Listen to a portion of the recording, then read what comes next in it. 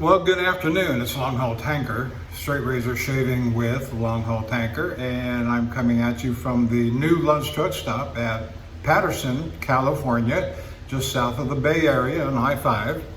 And I'm headed to Los Angeles, and today has been one snafu of a day, if there ever was one.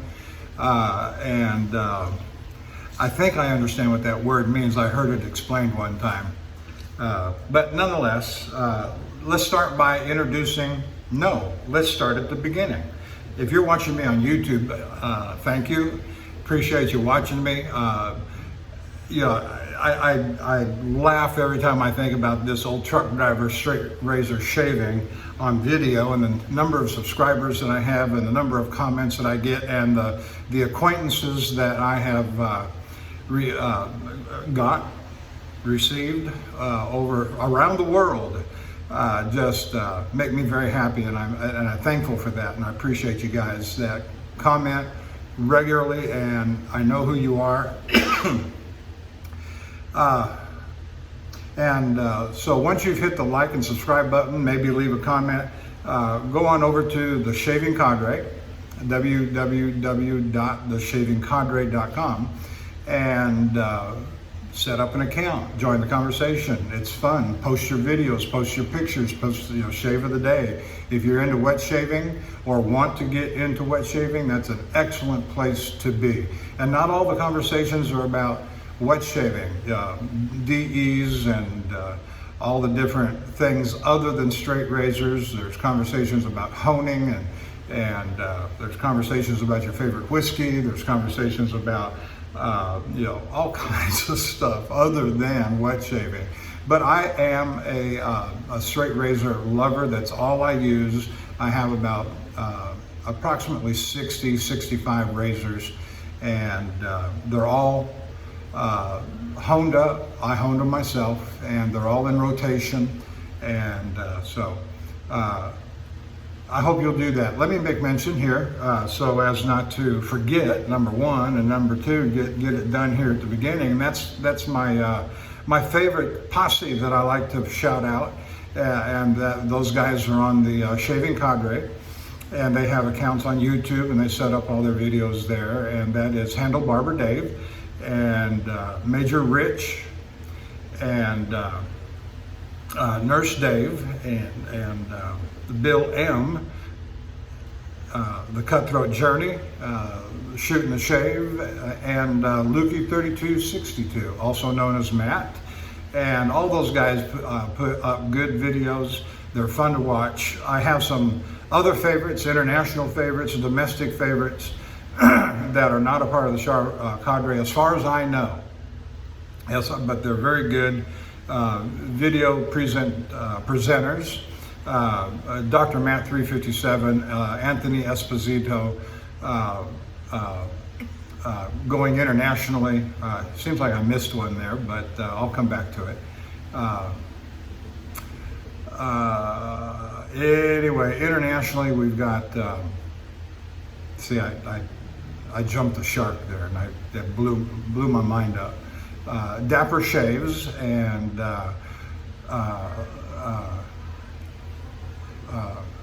Maddie Lindholm, and who else is there? Mr. G Shaves, and then you'll see him in my description. The last name is Stemadiades. I love his videos. I can't pronounce his first name. I see in the notes they call him Dino. He hasn't made a lot of videos in the last year, but before that he was doing them fairly regularly. Let's go over the equipment now. I've got approximately 58 hours worth of growth. I'm bordering on hobo territory, Bill. Hobo territory. And so, I mean, you can see them. It's just as plain that they're sticking out there. It's been a interesting couple of days. We're using the Dovo Bismarck, honed up on a Coticule, finished on a Coticule, and beautiful razor. I've always loved this razor. It's honed up very well, and we'll see how it does tonight. We're also using, I'll come back to that. We're also using the Elite Razor, dark walnut. We've got a Manchurian badger, and I set this knot myself. I ordered the handle, I ordered the knot, I set the knot, and so that's a Manchurian. I guess you call that a two-band. And then for the soap, we're using the British Leather Stirling Soap Company. And so let's wet the face again.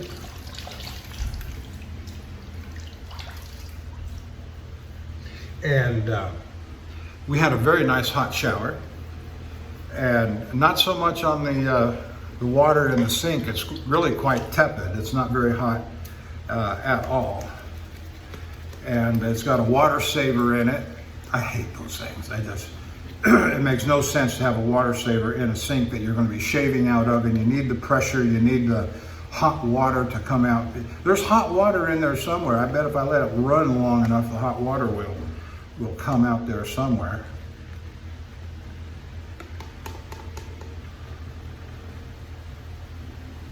But now we're going to load the brush up.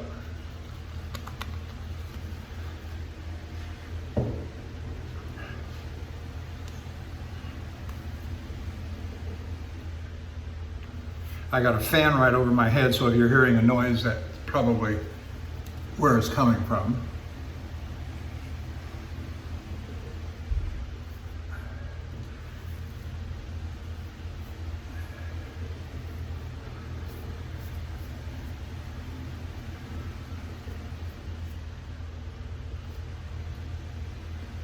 Okay, we're gonna, if I need more, I can always get more, right?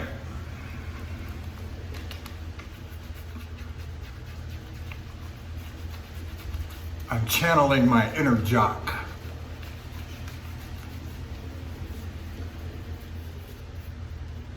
I love the way Jock at Dapper Shaves lathers, and he uses the lather that comes off the bowl like that as a kind of pre-shave, and it makes sense to me, so I adopted it.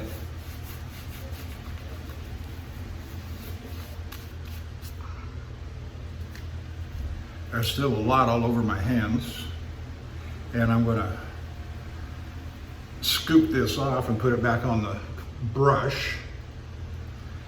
I'll probably end up rinsing most of this off, but that's all right. I mean, it's only soap, and it's only a $20, $15 puck or bowl.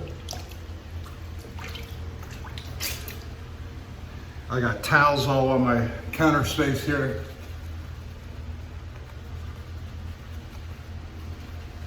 That's something interesting here at this Love's that the other Love's haven't started. They used to do, then they discontinued it with the COVID, and that is they were putting out 2 towels in every shower room. And then COVID came along and they discontinued that practice, which made no sense to me whatsoever. Why would you do that? Discontinue the towel. Just because COVID came along doesn't mean I need fewer towels when I take a shower in the shower room.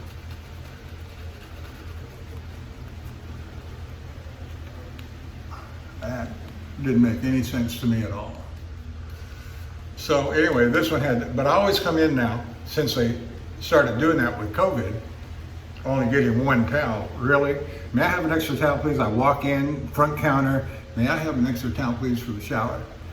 And I've never not gotten one. And so, if you're going to give me one if I ask for it, why not just put it in the room to begin with? But anyway. So let's get on with our story. It has been, now I got into my delivery point in Hayward, California, Saturday night at about 9 o'clock, 2100. And you may recall on my shave video from Sunday morning that I was shaving on Sunday morning and going to drive into my delivery point. And the reason I did that way It was what, 9 hours and 45 minutes, I said, and that's about what it worked out to. And the reason I did it that way is I wanted to be on site for delivery, because they had on-site overnight parking. That's a good thing. And that way I could go off the clock, stay off the clock, while they were unloading. They never came and got the trailer yesterday. I checked in with security at 7:15 yesterday morning. They knew I was there, although one time I've been there where they completely forgot about me and had to come out and apologize and so forth. Oh, we're sorry, we'll come out and get you right away, they said. And so,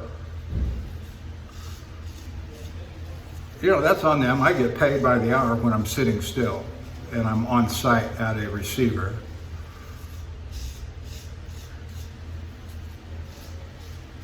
I'd rather be rolling. And I've got, I got my San Diego load to backhaul. It's still on. And so they never came and got me yesterday at all. And so I went to bed at 10:15 last night. And along about 11:30, there's a knock on the door and say, yeah, you go ahead and drop your trailer and we'll take it and unload it, and which is what they do there. Okay, fine. I wasn't happy about it because they've never done a midnight thing before to me. And they never tell you in advance, yeah, we'll be along, we'll be along sometime late tonight.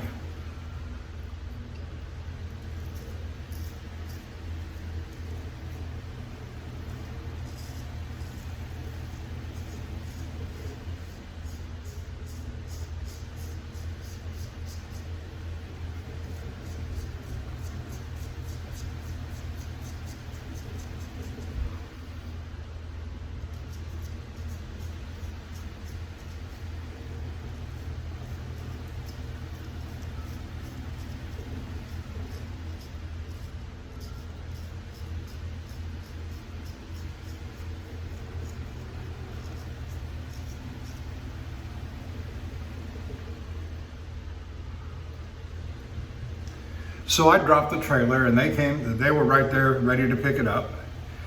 But it set my mind on edge. They came and got it at 11:30. It takes them 3 to 4 hours to unload the trailer. They're gonna come back around 4 or 5 o'clock and drop the trailer, and I need to get on to Los Angeles. I'm already starting to run behind schedule a little bit.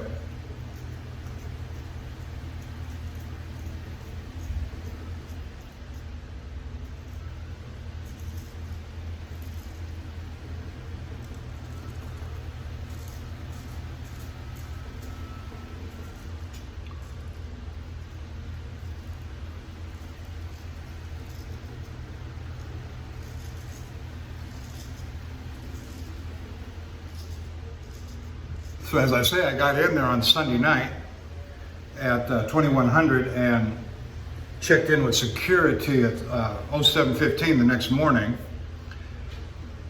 They don't do anything. So anyway,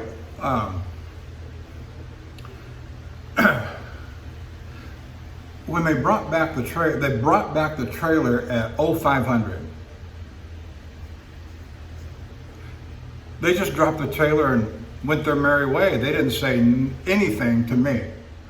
But the presumption is they take the trailer, they unload it, they bring it back empty. They never said anything. They never said contrary to me.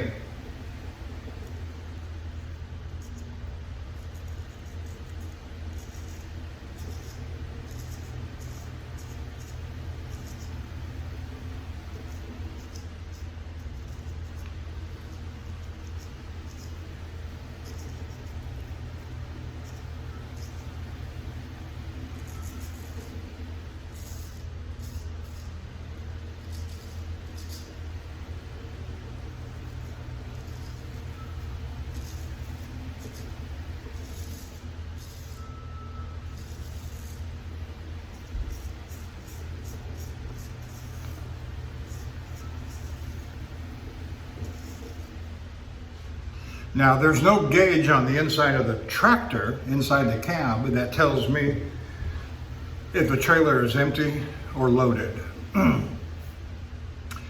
I have to go by feel. I have to go by other than on a hazmat placarded, you don't want to open the dome to look inside. That creates a hazard.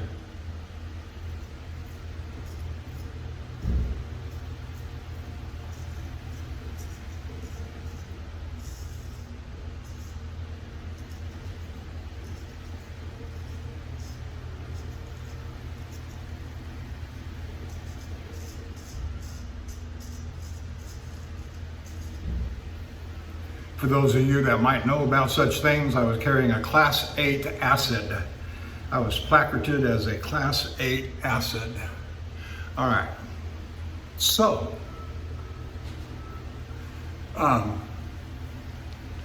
they dropped the trailer at 5 o'clock, and I'm already awake. And actually, when the guy came up in his yard truck, to drop the trailer, he dropped it right beside my tractor and dropped and disconnected and pulled out from the trailer and went back inside his plant gate and didn't come to me, didn't say boo to me at all. Well, the natural presumption is he's empty. He's emptied my trailer, and I am free to hook up and go. Now, under normal circumstances,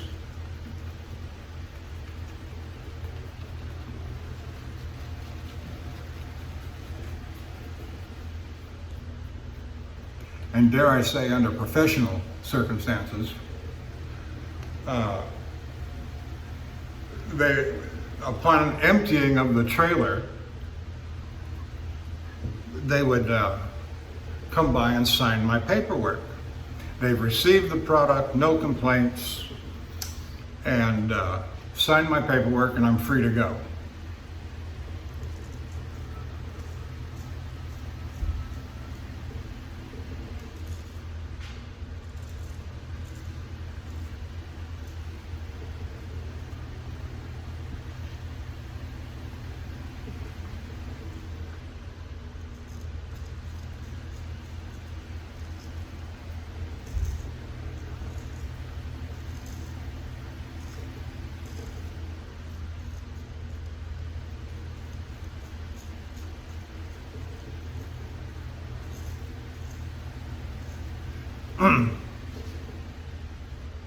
But when you're laid over for a long time, you want somebody to sign your paperwork acknowledging the big layover, getting in at 9 o'clock one night and not leaving for more than 24 hours, because you get paid for that time and they pay for it.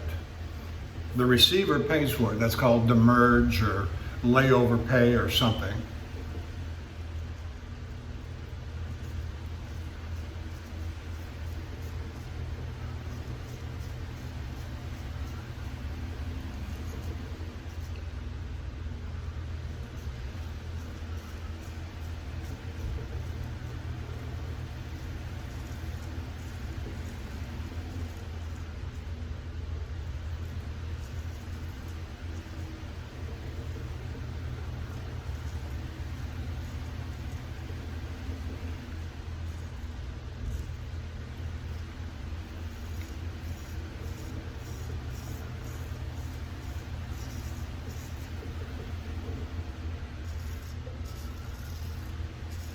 But if nobody is available to sign the paperwork, the driver just usually marks no one available to sign.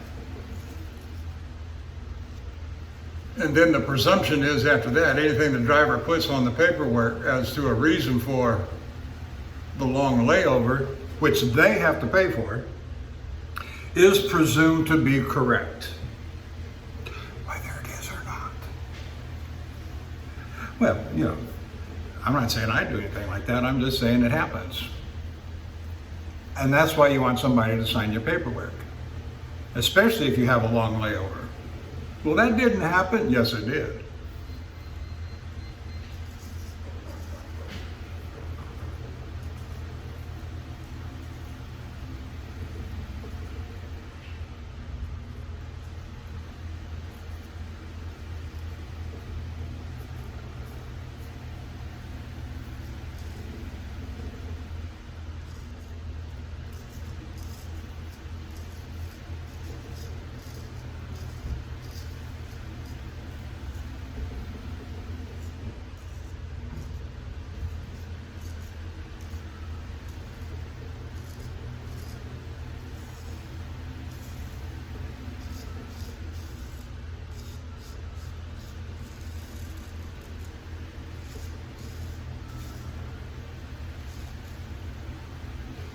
So I hooked up to the trailer. I'm sitting on the edge of my bed. I see him drop the trailer. My feet are on the floor. I'm up. Yes, I'm tired, sleepy-eyed, like I just woke up, and I did.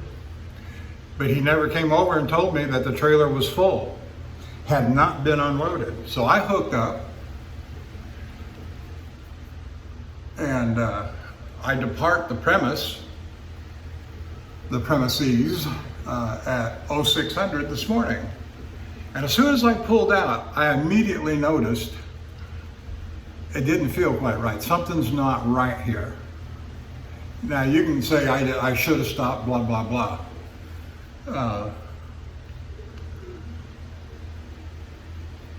But I was not at fault. And so what happened was, and I'll keep going on the story, and if you're familiar with the Oakland, Hayward area, Interstate 580 comes in from the east from Stockton and over Manteca and over that direction into Hayward. And there's a DOT scale on that highway on eastbound as you're headed out toward, there's a split, 580 bypass split, whatever, going to Interstate 5 on the south, because I'm going I-5 south is where I'm headed for. And so I go through the scale and I'm believing that I'm empty. And so I go through the DOT scale in the empty lane. And if you're not empty, that's a no-no. It's like you're trying to run the scale, and that can cause all kinds of problems. But I wasn't trying to run the scale. I believed that I was empty because they brought the trailer back to me.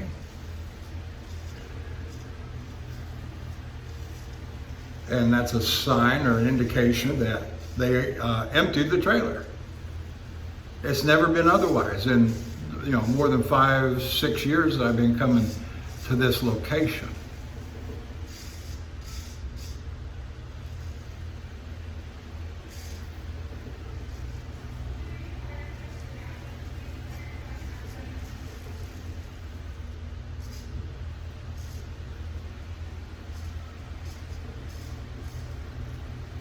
And so I got the bypass, went through the empty lane over the scale. I got the green bypass, and so off I go, believing all the while that I'm empty, but it doesn't feel right. It feels a little heavy. It's not riding right, like an empty, in my mind, like an empty trailer should. And so I got over onto I-5 and I got down to Patterson, and I called dispatch and I said, this doesn't feel right. I'm going to stop and open the seal, open the dome on the trailer on a Class 8 acid, and I'm going to look down in there.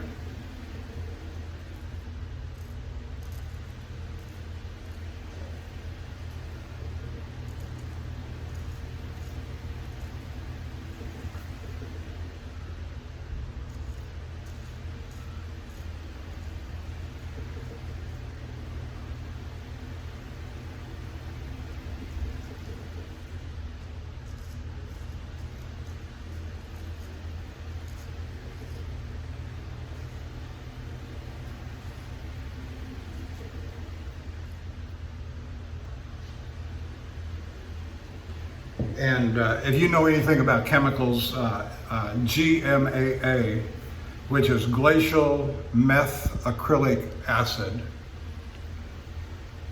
I just haul it. I don't know anything about it, and I don't care to, but that's what it's called. That's what it says on the bill of lading. All right, I open that dome and it is full. Not a drop has been taken out.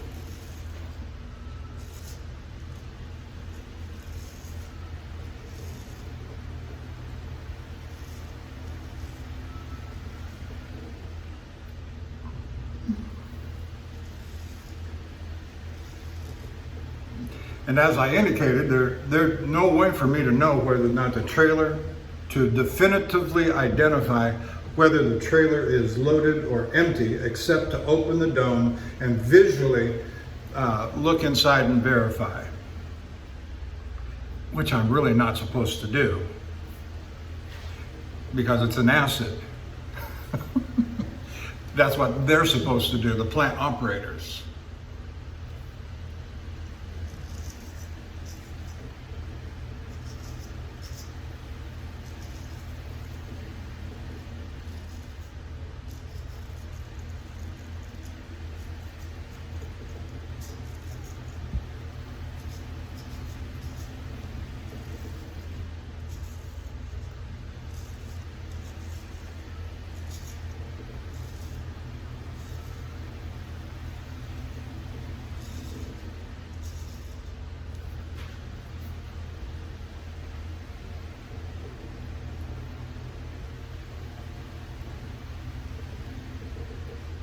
So I called my dispatch and I called his name out and I said, I'm loaded, I am full, nothing has been taken out. And I'm now about an hour away. And he says, oh my God. It was the funniest thing. And so that set off a whole bunch of alarm bells. The 2-hour difference I called, it was about 7:30 my time, that had been 9:30 Houston time, and that set off a whole bunch of alarm bells. How could I get away from a plant? And I don't know what steps were taken.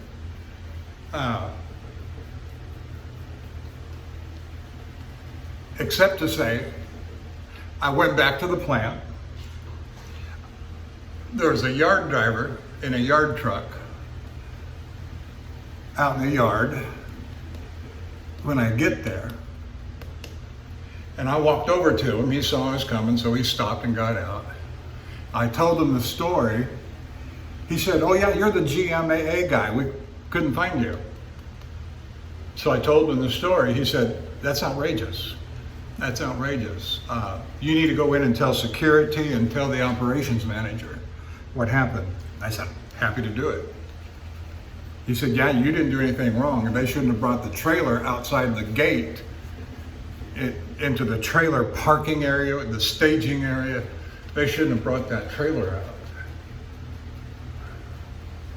unless they were actually done with it. They should have kept it back there.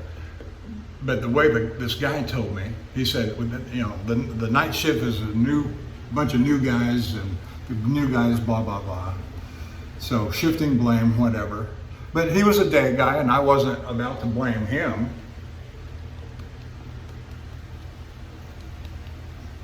Or for that matter, myself. Because the presumption is when they bring it out, it's empty. And I have no way to I have no way to precisely verify whether it's loaded or empty. They bring it out, it's empty, I go. Because I got other things to do. And once you get on the freeway, this Bay Area over here, 580, once you get on the freeway, there's no getting off. There's no truck stops. There's no easy turnarounds.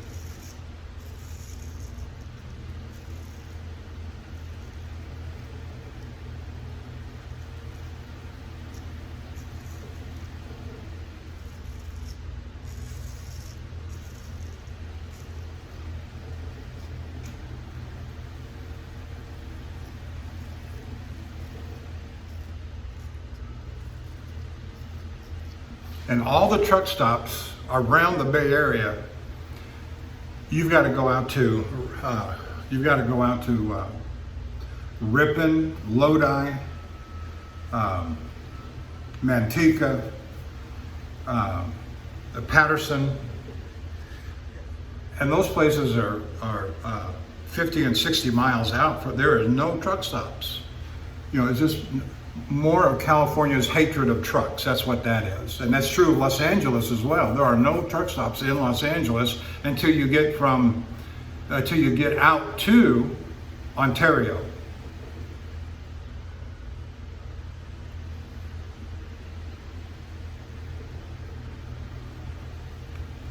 Again, more hatred of trucks, California's hatred of trucks. Oh well.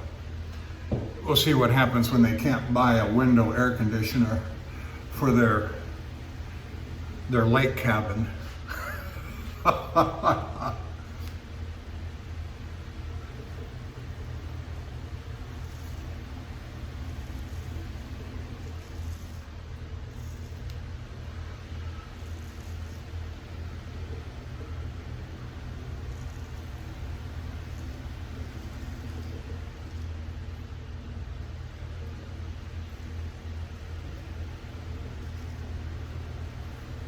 That's because a truck brings all the stuff that you buy in the store, or a truck brings the materials to make and build the stuff you buy in a store, and other businesses, the stuff that they make and build.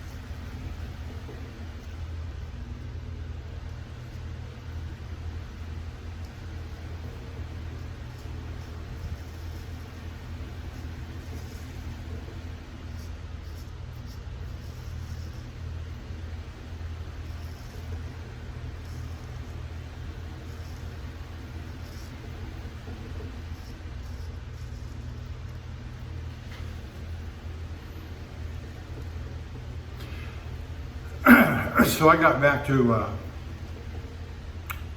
the plant,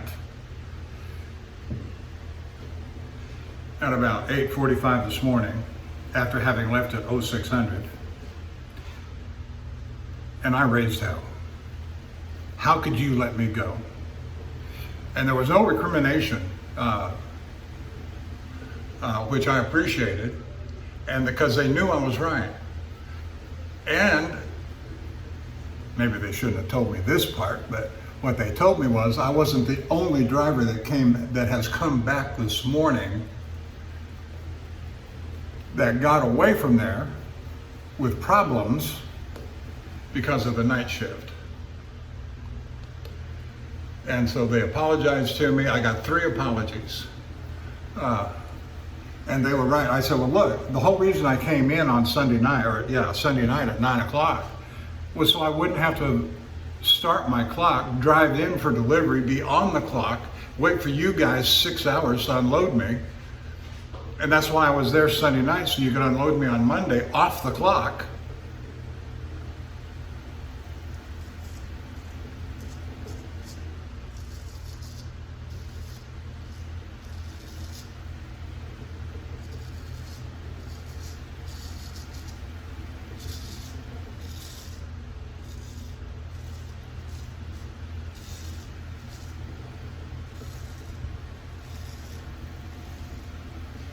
You know, I said to the operations manager, I said, all I'm looking for is a little communication, consistency, routine. The habit has always been when you bring the trailer out, it's empty and ready to go. Well, yes, that is what we do. Well, not this time. And, but like I said, they were apologetic. I said, now I'm on the clock. I said, I've got a backhaul waiting for me out of San Diego. I've got to get washed out in Los Angeles, and I'm on the clock. I said, how soon are you going to get me? How soon are you going to unload me and get me out of here? And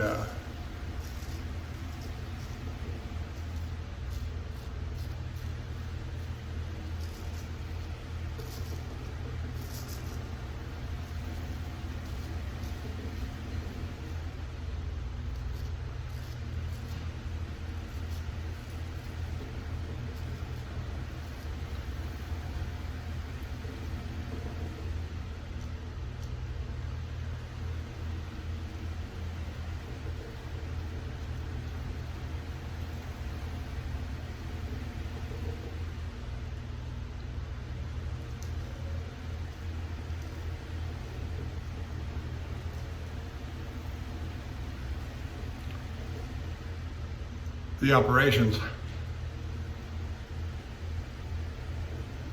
guy said, he said, we'll be out there in about 30 minutes to get your trailer. Okay, that's fine. He's giving me a time certain or approximate.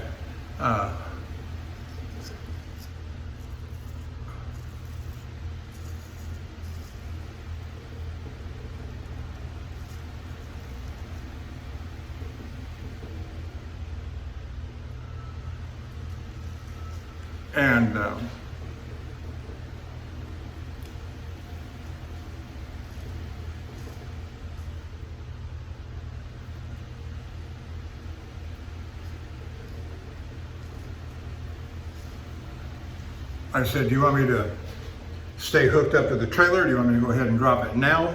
He said, no, go ahead and stay hooked up to it. When we come out, we'll tell you to drop the trailer. Okay, fine. And they were out there in 5 minutes.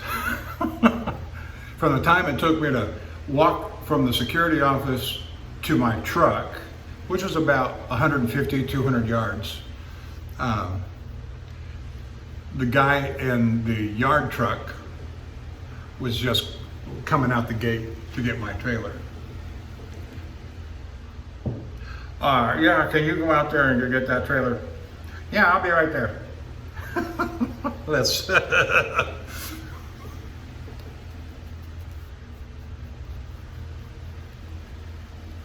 And the day shift was a whole lot more professional than people I was dealing with. You know, and I'll say this too. The night guy that came and got my trailer at 11:30 after I had already gone to sleep at 10:15, he had no problem banging on my door at 11:30 telling me he needed my trailer. Now he told the day manager that he banged on my door and I didn't answer because I was asleep, is why he didn't say anything to me, which is a bald-faced lie, because I was awake at 5 o'clock when he dropped the trailer. My feet were on the floor. My eyes were open, sitting on the edge of the bunk. And I told the day manager, I said, that ain't true. And I said to him what I just said to you.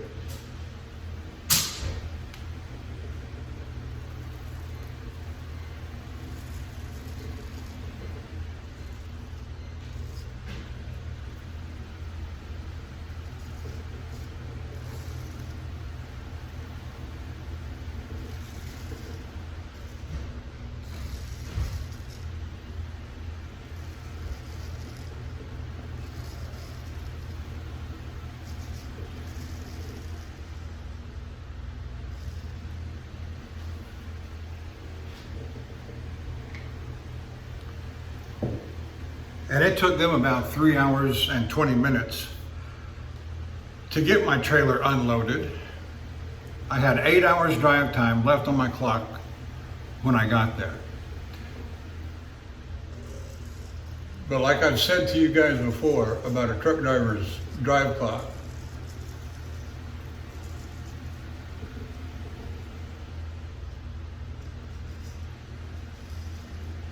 once you turn it on, it stays on for the rest of the day. You got 14 hours to get everything done.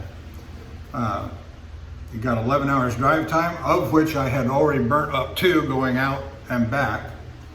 And that left me 9 or 8.5 or so. And waiting the 3 hours had continuously ticked away all my time. So that when I left, I told him, I said, I gotta get to Los Angeles tonight. I've got to load and get washed out tomorrow.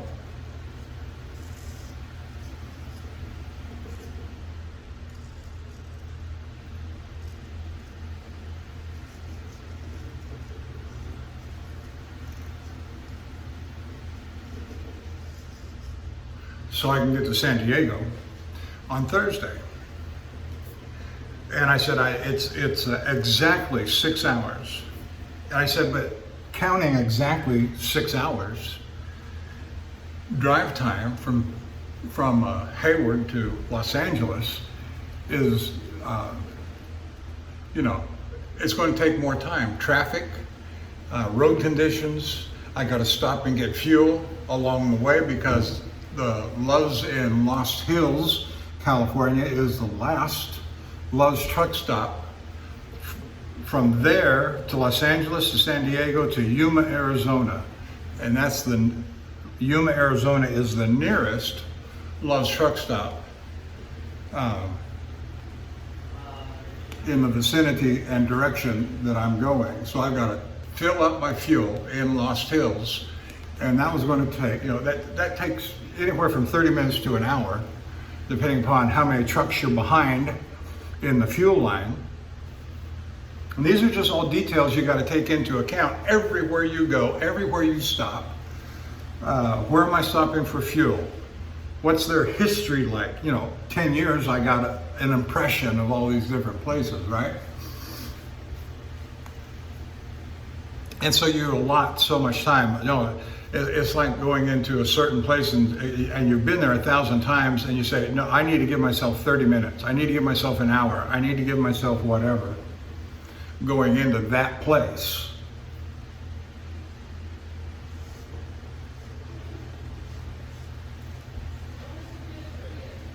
And that all becomes a part of your route planning, trip planning.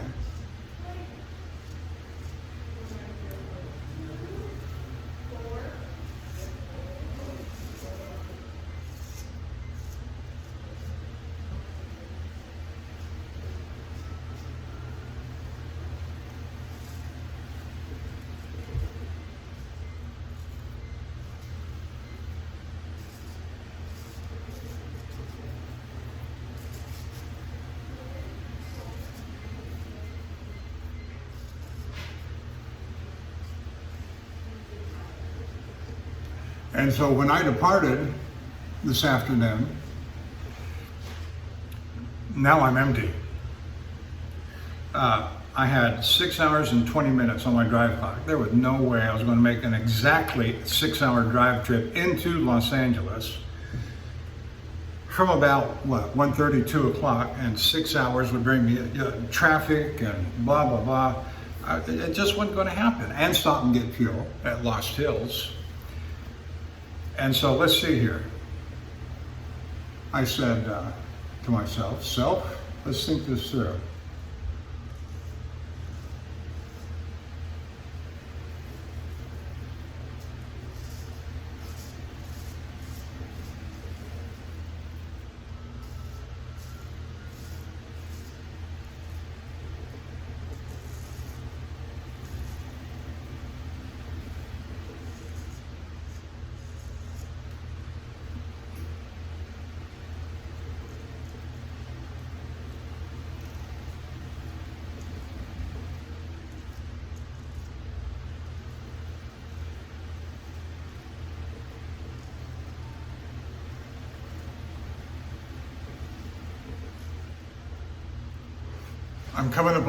I said to myself, you're coming upon Patterson again. I said, what would happen if you stopped now? It was about 3 o'clock.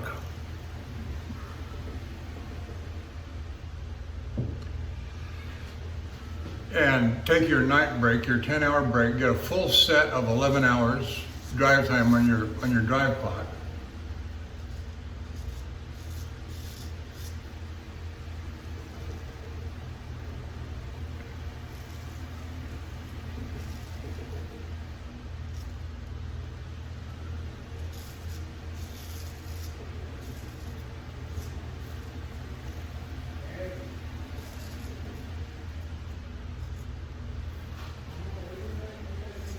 Let me say this about the Bismarck.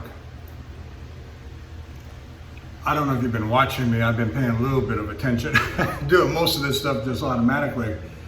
I don't think there is a razor on the market today, modern production, that is as easily controlled, manipulated, mastered than this one. I've just been moving along and just enjoying my shave while I'm talking. and not a care in the world. No, watch what happens next.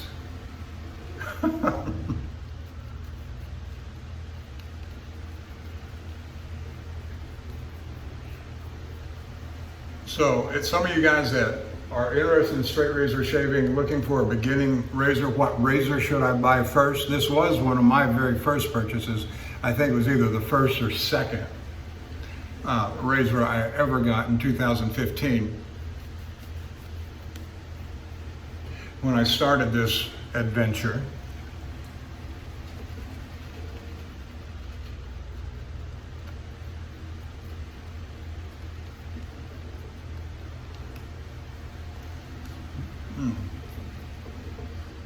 So I went ahead and stopped here at Patterson, and I'm gonna, it's kind of early, but I'm gonna get up about 1 or 2 o'clock.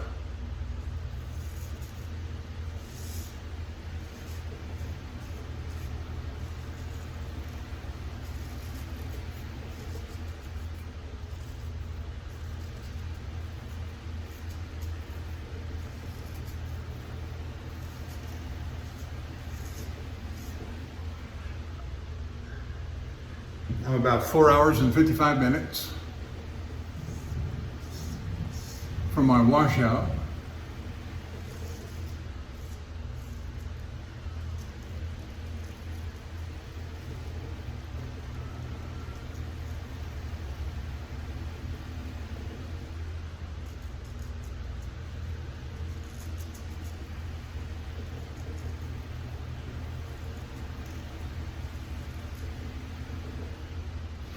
I tell you, this thing's like a high-speed GT500 Mustang, Cobra Mustang. The way it takes those corners and just manipulates.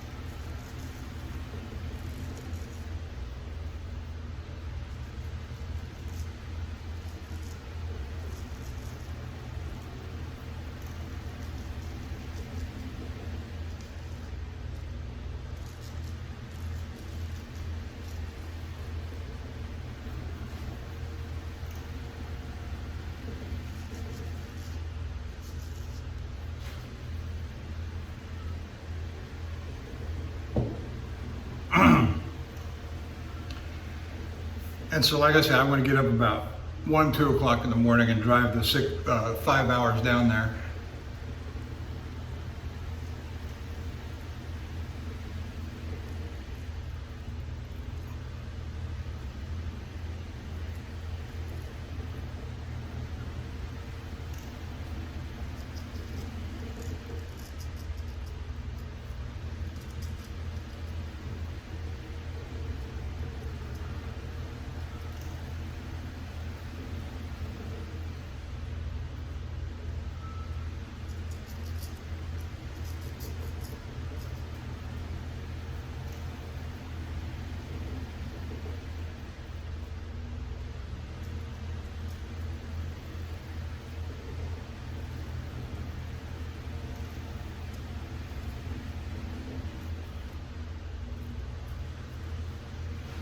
And I'll get in there about 8 or 9 o'clock tomorrow morning, have them wash me out, spend the night on site there at the washout, and get up early and drive on down to San Diego, 2.5 hours.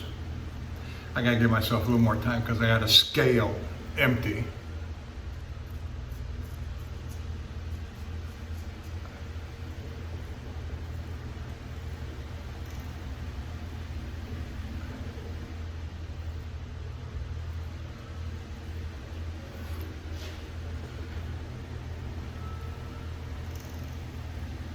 which I'll do at the CAT scale at the Pilot in San Diego.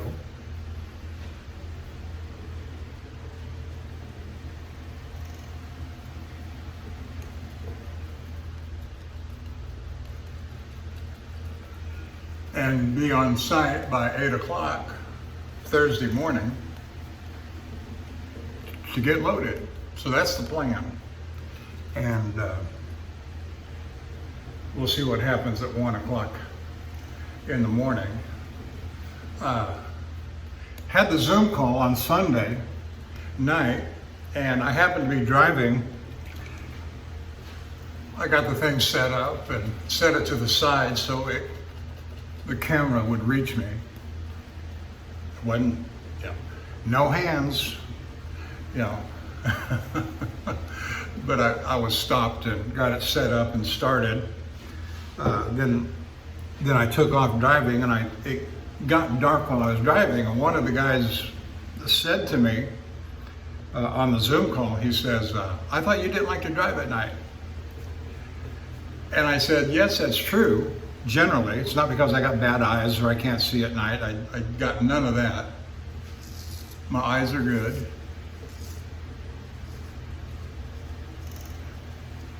For me, driving at night is about two things. Late night driving, I don't like because of what it does to your body. This thing called circadian rhythm is supposed to be a real thing. And I believe in it. And I know how terrible I feel when I have to drive late at night.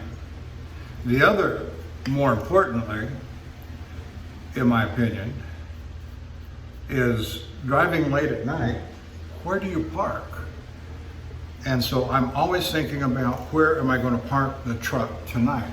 Now here's the difference in just average night driving and going into a truck stop is tomorrow night or tomorrow morning, driving at night tonight and then tomorrow morning, I have a guaranteed place to park. And that makes all the difference in the world. I don't mind driving in through the night if I have to. And here's a situation where I have to.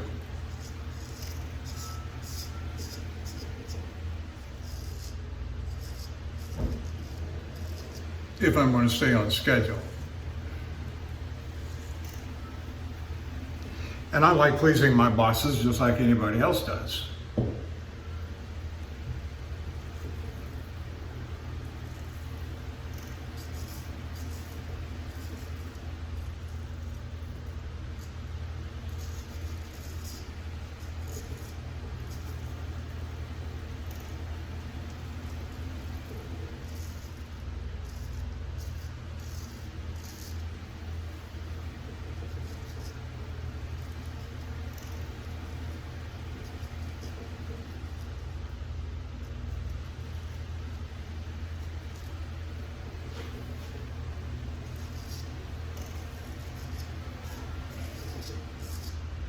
I like doing a good job because I like them remembering my name. We get these new dispatchers in from time to time, and I say, I like being called by my name, don't forget my name. And then I'll say something stupid so they remember my name. Oh, you're that guy that said so-and-so. Yep, that's me. Or I'll call in and say, this is Leon, and they'll pause for a second, and you can always tell when they can't remember you. They ask you for your truck number. What's your truck number? What's your order number? Oh yeah, yeah. Everybody remembers me.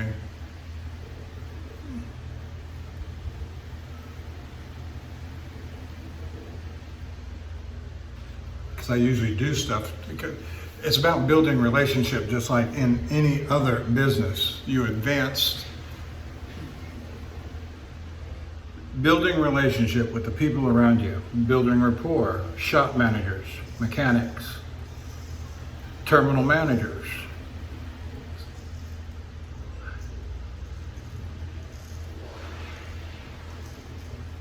regional vice presidents.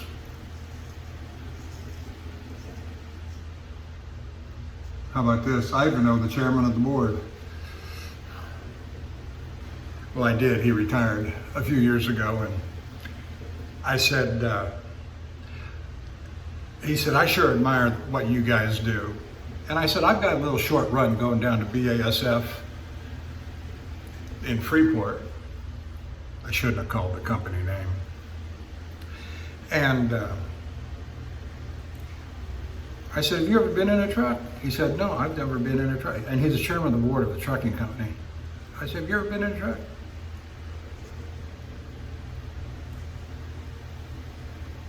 And I said, won't you go with me? We're down there and back. I'll have you back in 2 hours. And 2.5 hours. He said, I just might do that. By the end of what we were doing, he declined.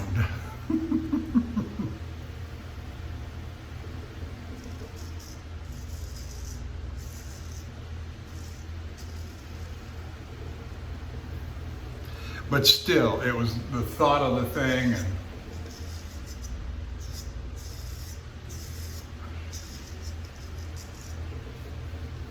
all right, let's check out the sideburns here.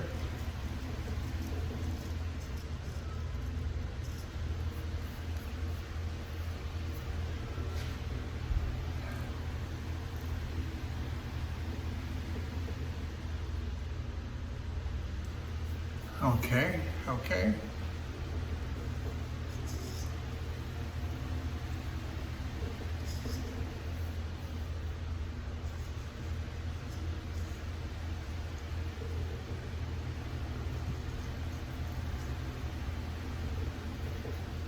Not bad. All right. Moving on to the head shave.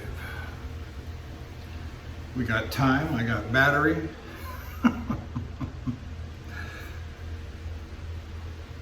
Set this aside.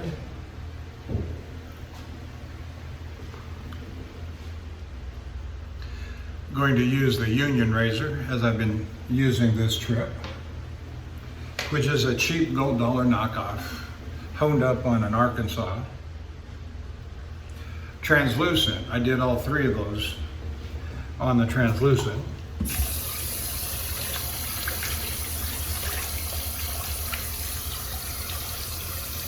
Norton translucent, that is, to be precise.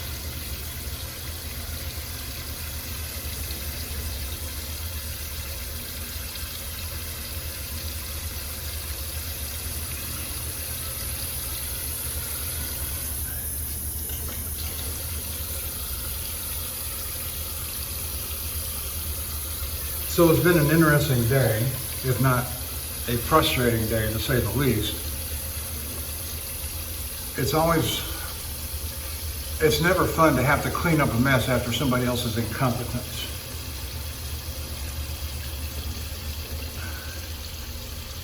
Especially when it hurts you in the process, taking away from drive time, etc., that kind of thing. I got a little too much water. Saturates out the lather.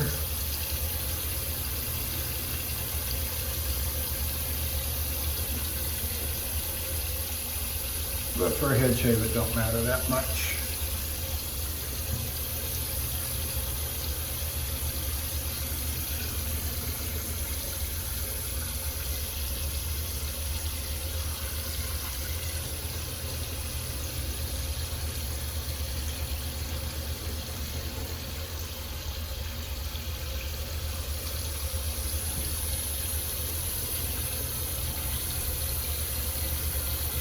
So that's the big story of the day.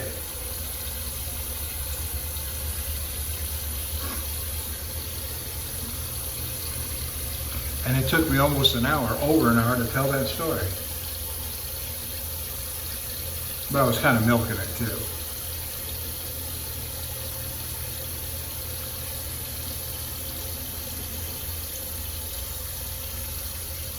I got a banner that's come up.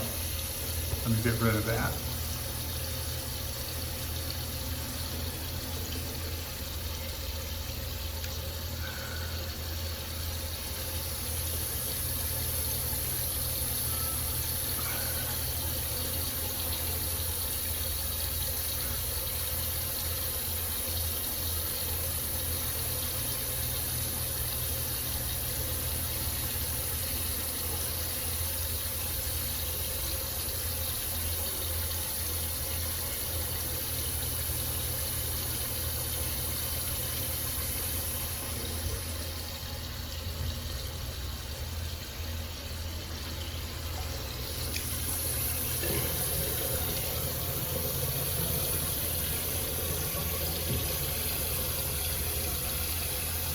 some of that water out.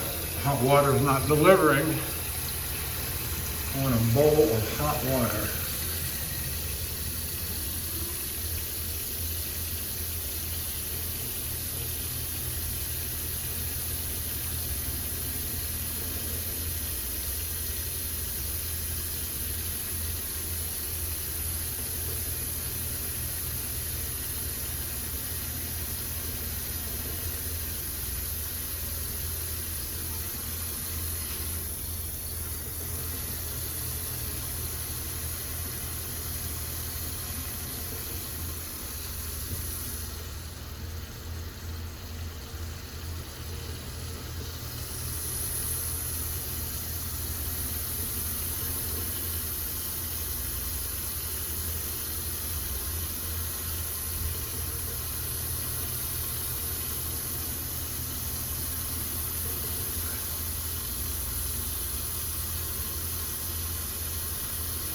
Now this Manchurian knot on this brush, this Elite Razor Walnut brush, it's a good knot.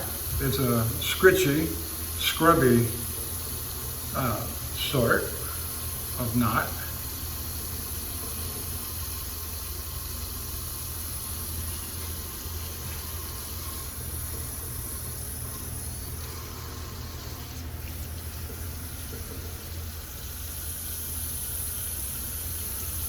You know, when you're early on in the game, in the process, there's a lot of things that you might do differently later in the game. I look at that brush and I think to myself, why did I get that plain looking walnut? Well, I know why, because it was based upon affordability. And I wanted to do it myself. That was the first thing. Set the knot. I wanted to learn to set the knot. And I got 2 or 3 of those kinds of handles where I and in the knots. I got good knots. Manchurian Badger, High Mountain White. And some of the handles, trial and error. That's what I was going for.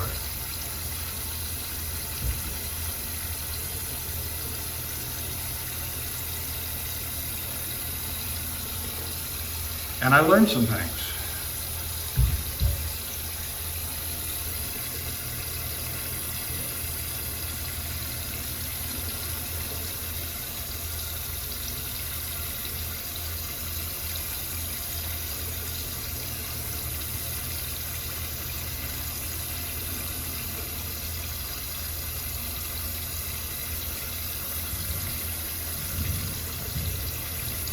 I am going to sleep, I hope.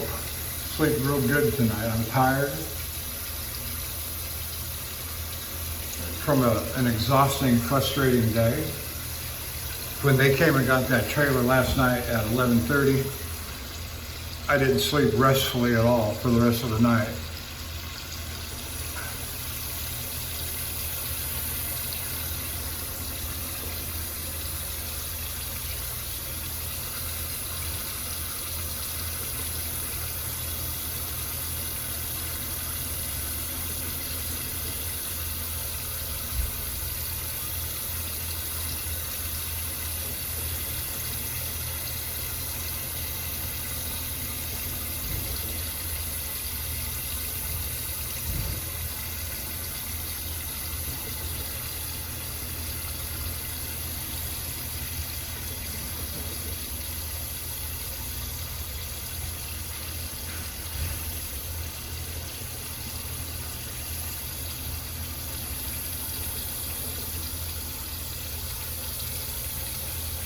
And so with this, if I get up at 1, 2 o'clock in the morning, a little earlier, about 2 to 3 hours earlier than what I'm used to getting up at.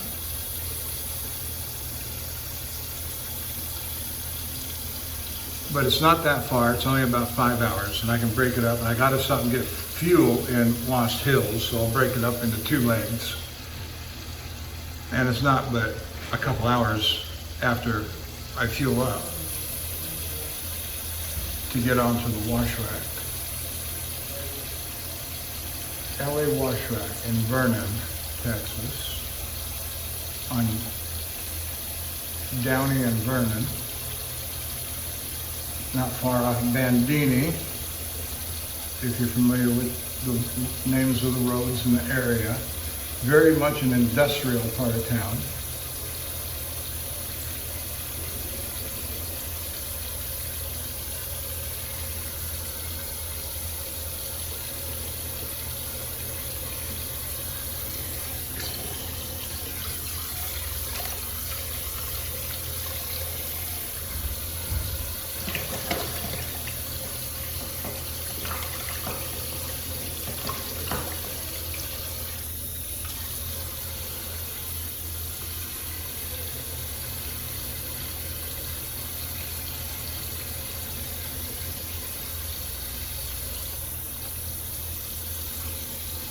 I had an interesting experience while I was doing all that other stuff. There was a food truck that drove in,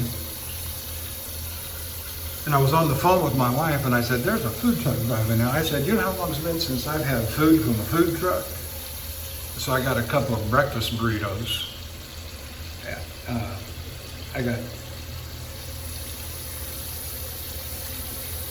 bacon, egg, and cheese burrito, and I got a sausage burrito, and I got two bottles of Starbucks Frappuccino,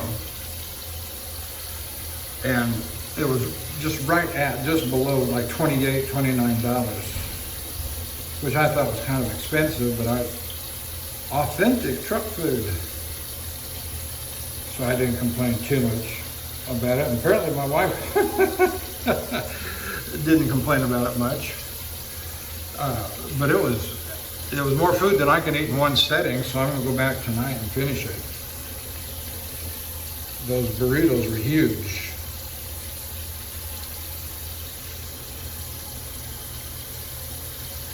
And I don't usually eat food like that.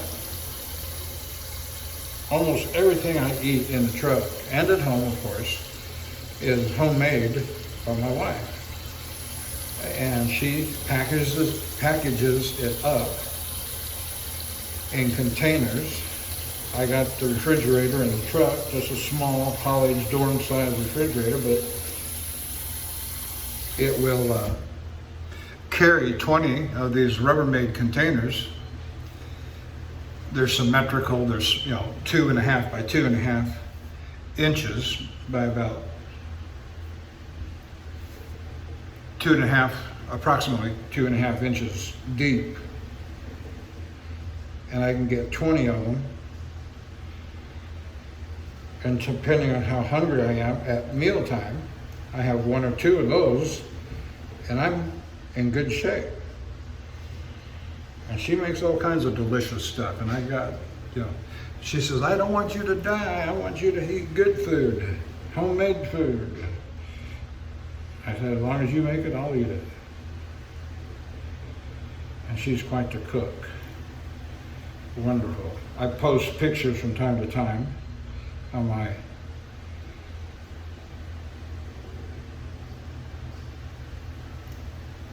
Shaving Condu page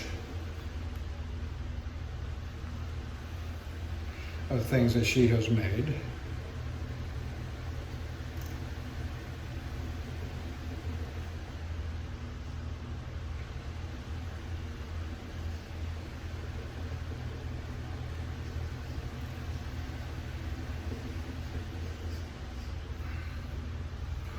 All right, I think that's going to do it.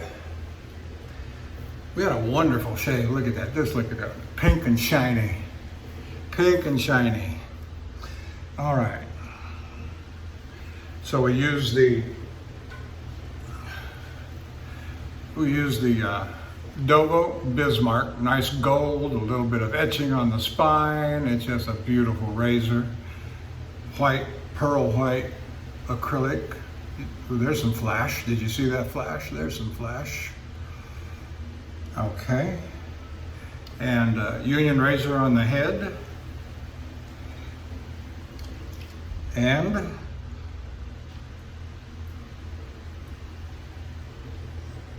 Elite Razor, dark walnut. That's a 24 millimeter 2-band Manchurian badger. Very nice indeed. British leather, to Stirling Soap Company. And let's do the final.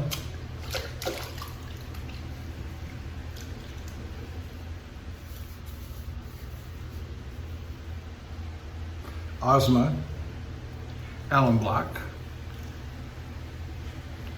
I'm open to trying other kinds of Allen blocks. I like the idea of a plastic container that Barber Dave talks about better than this paper thing that crumbles away after a while.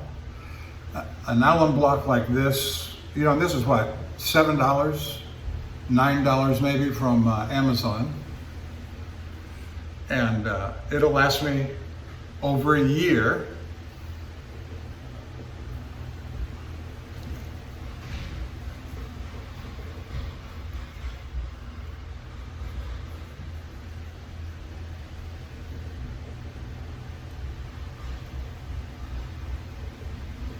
This is down about 50%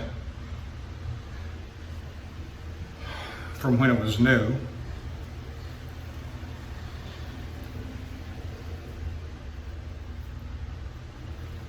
Don't get it in your eye, it'll burn like sin.